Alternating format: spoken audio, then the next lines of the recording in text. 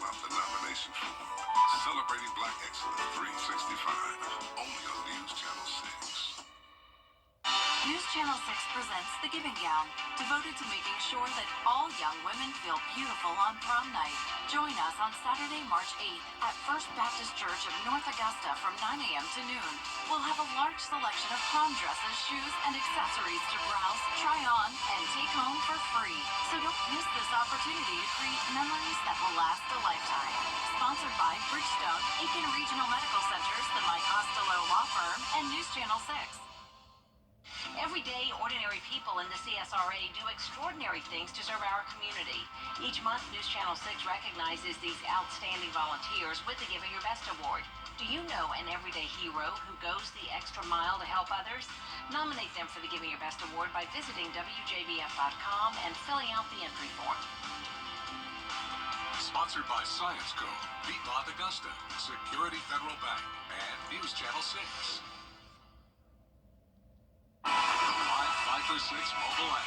Download it today. Tomorrow will be another dry day, but it will be windy and noticeably warmer. This is all ahead of a low-pressure system, which will impact us on Wednesday morning with a chance of severe weather. I'll have all the details coming up. Right now on News Channel 6 at 6, the future of the Wagner Fire Department remains in question. Why people in town are fighting for it to stay, as your News at 6 starts now. Live from Television Park, this is WJBF News Channel 6 at 6.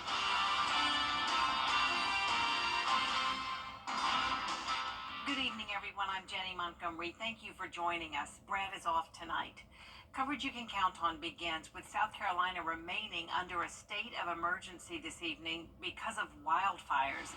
This is video of a fire in Myrtle Beach bearing down on houses in the Carolina Forest area. One woman says she barely made it out in time. The danger statewide is blamed on dry conditions. The state's attorney general has also announced the state price gouging law is in effect because of the wildfires. That statewide ban has people in our local fire departments keeping an eye on the danger. Graham Lee joins us now from North Augusta with more on how public safety is staying alert. Graham.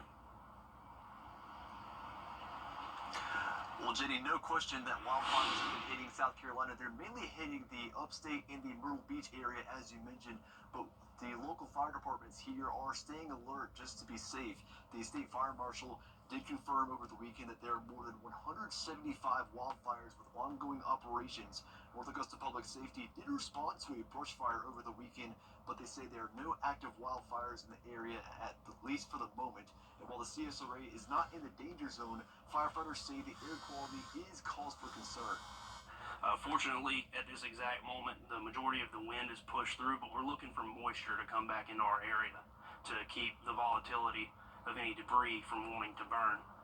So in times like this, when the relative humidity is extremely low and we have such a dry air mass in place, it heightens the chances for any controlled burn to get out of control very quickly and spread to unwanted areas. The burn ban will stay in effect until further notice, and firefighters are urging the community to avoid burning at all costs, and if there is any immediate threats, they're encouraged to call 911. Live in North Augusta, Graham Lee, WJBF, News Channel 6. All right, Graham, thank you. And we want to check in now with our chief meteorologist, Jenna Petracci, with the latest on how the weather is affecting our risk for fire. Jenna. Yeah, unfortunately, we do still have that very low relative humidity across the entire CSRA. We're under that dry air mass, so because of that, we do still have that fire danger threat lasting until 8 o'clock tomorrow evening. So what that means is that outdoor burning is discouraged, especially if you're in those counties shaded under the special weather statement. Relative humidity is down to 18% in places like Sparta, Gibson, Evans, 19% in Aiken. That's extremely low. Now, the good news today is that at least the winds aren't super high. So in order to have that fire danger, we usually need high winds and a low relative humidity. Now, the thing is, tomorrow, the relative humidity will become higher as we have more moisture moving in, but the winds will pick up the pace. So that's why the threat is lasting through tomorrow evening, and then we'll definitely see a lot of improvement by Wednesday. Our Terry Lambert Hyundai Skyview cam showing a stunning sunset over the river here. This is a view view from SRP Park. It's around 10 degrees warmer than this time yesterday in some spots, putting us in the 60s. Now that the sun is going down, Aiken now at 59, the rest of us in those low 60s, 61 in Evans, Gibson at 61, right at 60 in Edgefield, and 62 in Waynesboro. Clear skies for everyone, a beautiful evening, and notice out towards the west of us, that's where we have some changes coming our way. A low pressure system is forming and getting stronger, and this will bring this threat of severe weather to our friends to the west on Tuesday, and then it will impact us on Wednesday. But in the meantime, tonight, clear skies going down into the upper 40s by 8 p.m. And as we look ahead here, Wednesday morning is the time to watch for that severe weather potential. It's going to be windy all 3 of these days, with temperatures changing from the 60s to the mid 70s.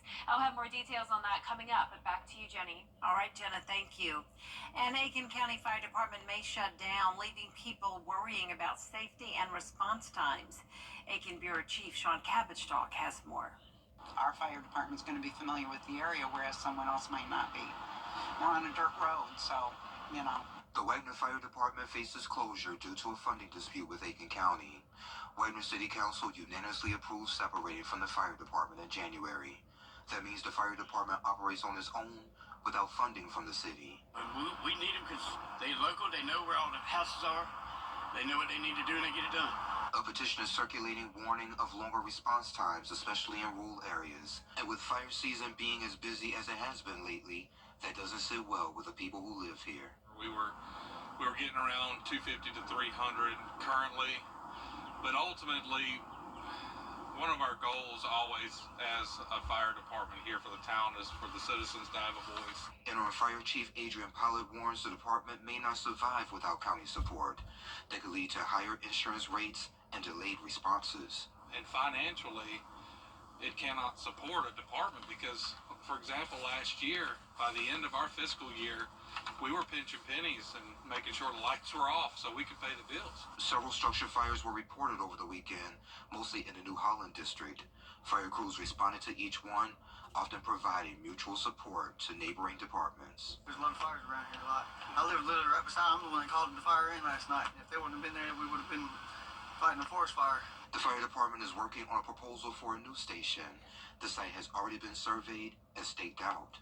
We just hope that the efforts that we've set forth aren't in vain because, quite honestly, I'd hate to think that we've put all this effort forward and then we're just going to, in the end, be without our citizens to serve. Town Council meets Monday night at 6 at Wagner Town Hall to discuss fire department resignations and keeping local fire services. In Wagner, I'm Aiken Bureau Chief Sean Cabbage-Talk, WJBF News Channel 6.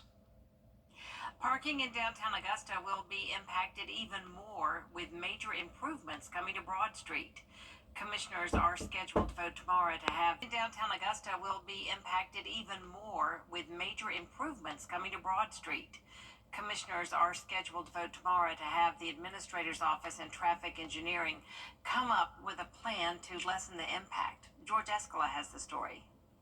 It will have those who live and work downtown seeing orange. The Broad Street construction project has many asking questions about parking. I know that if you take away parking, you got to replace it with something. I would hope that that's on their minds because, yeah, we definitely need it. Commissioners believe a plan is needed, so Tuesday they will vote to have the Administrator's Office and Traffic Engineers sit down to work on a plan for downtown that would greatly impact traffic flow. The proposal make Reynolds Street and Ellis Street one-way roads. The one-way streets is to try to figure out how to best utilize to where we can acquire more parking. That's the reason why the one-way streets. Another aspect of the plan would be to step up enforcement of the 2-hour parking limit on Broad Street. But those living there have doubts. How do you force 2-hour limit when you got people that live here 24 hours a day? Like, good question. The plan is to look to the sheriff's office to enforce the 2-hour limit, but commissioners say other options should be considered. I think it's going to become a time where we're going to have some kind of meter system, no different than what they would have in Charleston, Savannah, etc. But with those downtown welcome parking meters?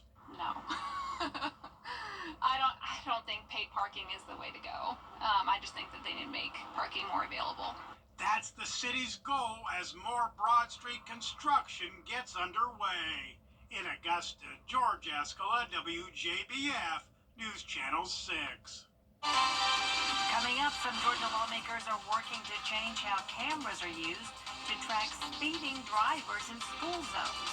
A closer look at the new measure when we return. Tomorrow on News Nation. Value at the Rooms to Go anniversary sale. Applications are now open for the Georgia Promise Scholarship. It gives eligible families $6,500 for private school tuition or homeschool expenses. The Governor's Office of Student Achievement releasing a list last month of public schools that qualify for these vouchers. The list includes schools that are in the lowest 25th percentile, which is calculated by the College and Career Ready Performance Index individual scores from previous school years. The money goes to the parent to use it for whatever purpose they want to use it as it relates to that child's education. I really didn't support the bill because I feel like they're taking funds away from public schools. But the fact of the matter is, it's a law now, so what I'm suggesting is those persons that's qualified maybe go ahead and apply for it and take advantage of it. If your student attends one of the schools on the list, you can submit an application for the Georgia Promise Scholarship. To find out if your child is eligible, just go to our website. A new bill could remove speeding cameras from school zones. The original 2018 law stated that speeding drivers would be issued for, or speeding tickets rather, were to be issued for drivers going at least 10 miles over the speed limit, 1 hour before and after school hours. But a proposal for a new measure comes after numerous complaints from drivers who say the cameras catch them for going above the school zone speed limit even when school is not in session. However, what's happening now is that those cameras are not calibrated correctly because they're getting in off times of the day, i.e. after school hours. People are getting tickets for speeding, and they shouldn't do that. So that's going to be a big issue that's coming up now.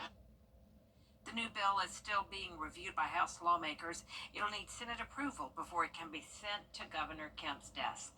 And Gemma is back with us now for another look at the weather. Well, it's going to be a chilly night tonight, but we are going to be noticeably warmer tomorrow as the winds pick up the pace ahead of our next storm system. We do have the chance of severe weather on Wednesday morning, followed by a cool down Thursday.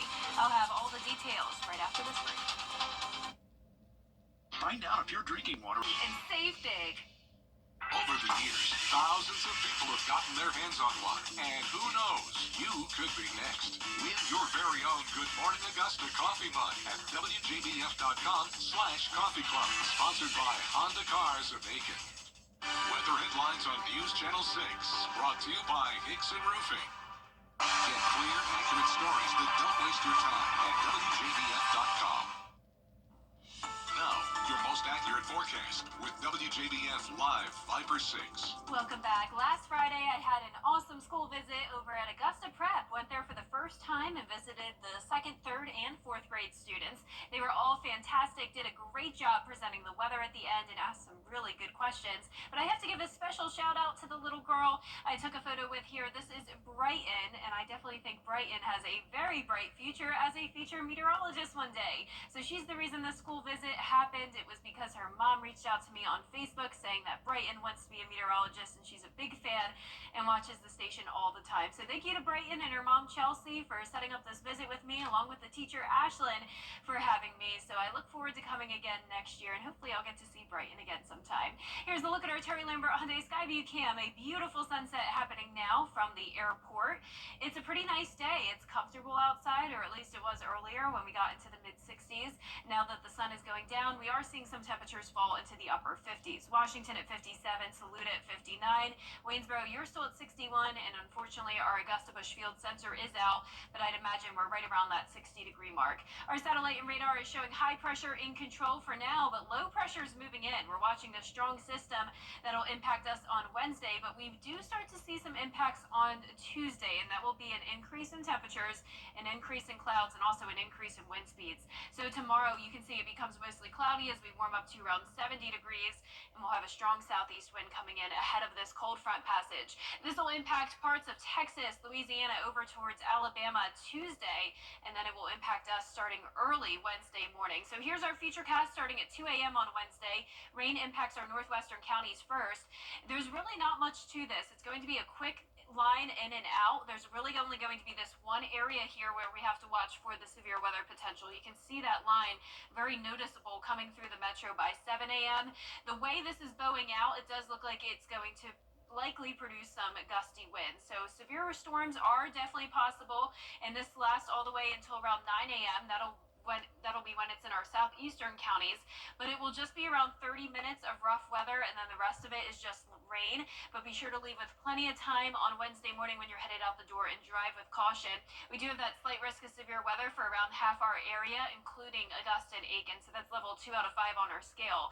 Now, even if we don't have severe storms with this, it will be windy regardless. Gusts up to 50 miles per hour, and even by tomorrow night, gusts up to 40, and still some high winds as we go into Thursday. So on the backside of the system, we'll have cooler and windy conditions, dropping from 74 on Wednesday to 60 degrees on Thursday, and those temperatures continue to go back and forth. Now, tonight will stay above freezing, and then tomorrow will be noticeably warmer, upper 60s to low 70s.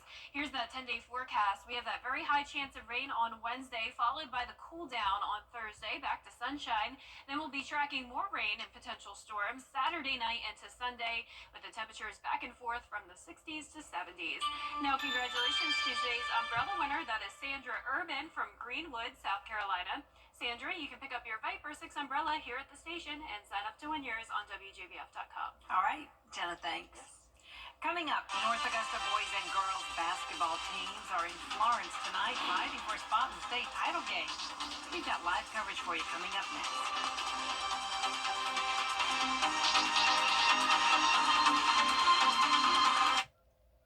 Accidents can happen. Call attorney John Foy and Associates. The CSRA's favorite news app is now even better with easier access to local news, weather, and streaming video. Download the News Channel 6 mobile app.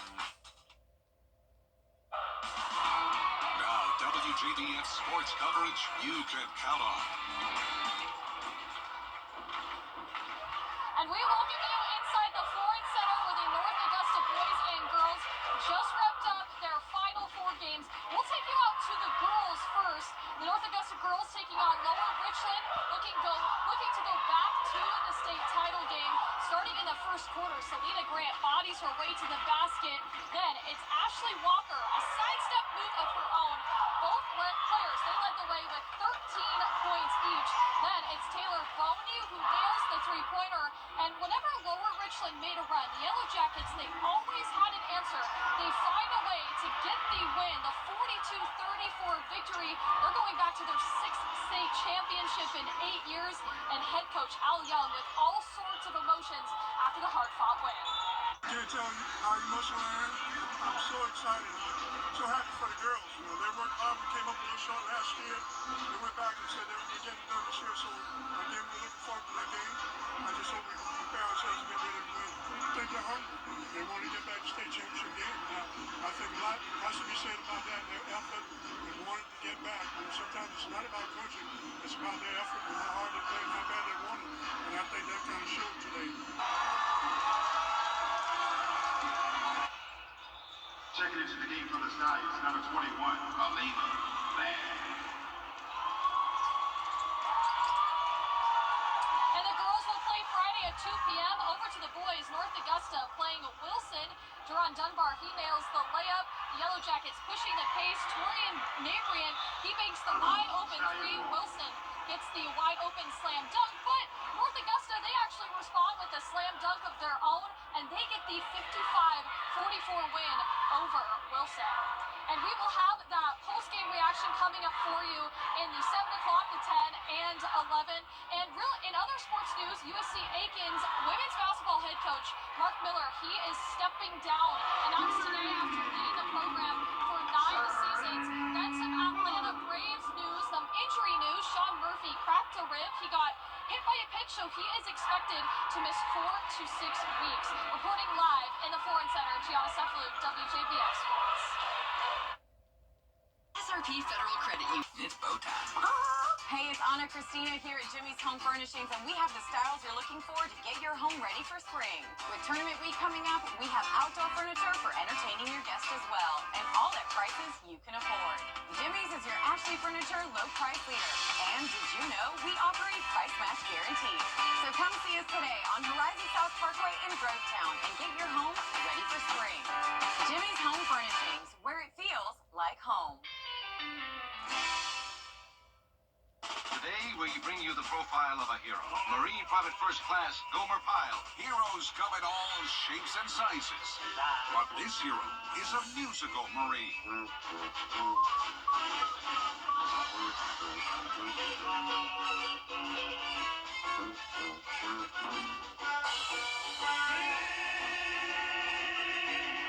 Gomer Pyle. Weeknights on MeTV, WJBF 6.2. To get the weather, you need to see the whole picture. That's why Live Fiber 6 gives you the Skyview network. Get a live view of traffic and weather from all over the CSRA. Available online 24 hours a day at WJBF.com and the free Live Fiber 6 mobile app. The WJBF Live Fiber 6 Skyview network. Powered by Terry Lambert Hyundai. Low prices, big selection, and committed to quality customer service.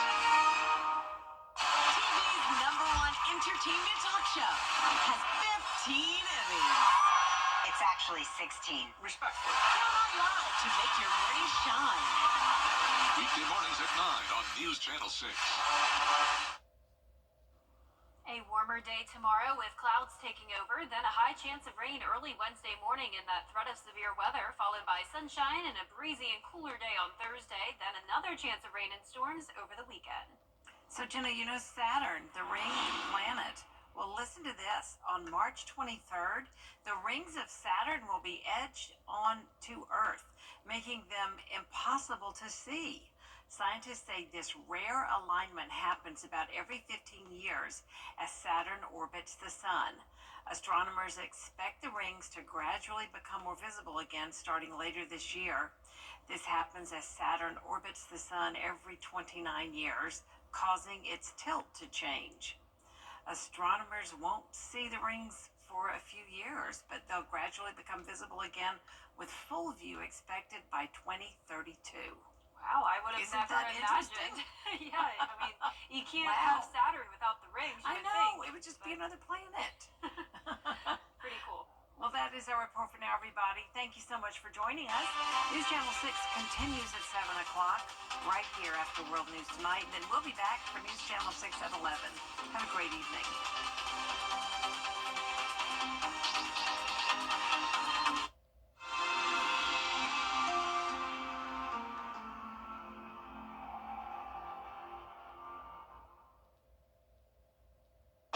Tonight, breaking news.